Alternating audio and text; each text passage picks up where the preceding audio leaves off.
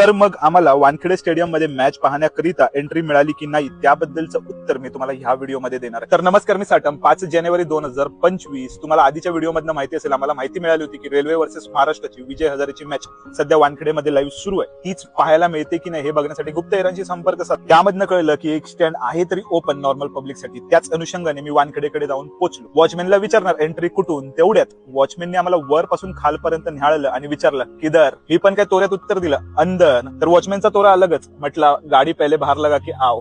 मनातल्या मनात म्हटलं साला चायपेक्षा किटलीच गरम जास्त दिसते. गेटच्या आतमध्ये गेलो तर दुसऱ्या सिक्युरिटीने अडवलं. गेटवरच्या सिक्युरिटीचा तरी ठीक होतं, पण इथल्या सिक्युरिटीचा तोरा तर रोहित शर्मापेक्षा भारी दिसत होता. आता तुम्ही बघू शकता व्हिडिओमध्ये. आमच्याकडे त्या सिक्युरिटीने आधार कार्डची मागणी केली, ती आम्ही तत्परतेने पुरी केली आणि त्यानंतर आम्हाला वानखेडे स्टेडियम मध्ये एंट्री मिळाली. ठीक आहे, सिक्युरिटीच्या दृष्टिकोनातून काही गोष्टी करणं गरजेचं आहे, पण कपड्यांवरून एखाद्याला जज करणं चुकीचं आहे, नाही का? पुढे स्टेडियमच्या दिशेने सरकत असताना मनात थोडंसं दुःख होतं, पण मनातल्या मनात म्हटलं ह्या काही तुरळक निरर्थक लोकांमुळे अख्खा कार्यक्रम तर चुकीचा असू शकत नाही. तेवढ्यात नानासाहेब वानखेडे म्हणजेच शेषराव वानखेडेंचं दर्शन झालं आणि मनात ती गोष्ट आठवली. वानखेडे साहेबांचा अपमान मुंबईतल्याच एका स्टेडियमवर झाला होता. त्याचाच बदला म्हणून एवढं मोठं वानखेडे स्टेडियम बांधण्यात आलं होतं. आणि पॉझिटिव्ह गोष्टी वाटायला लागल्या की यदा कदाचित देवाने सुद्धा आपल्याला एक मेसेज दिलेला असू शकतो, भावा तू सुद्धा काहीतरी ग्रेट करू शकतोस वानखेडे साहेबांसारखं. असं म्हणत मनातल्या मनात हसत स्टेडियमच्या स्टँड मध्ये जाऊन पोहोचलो.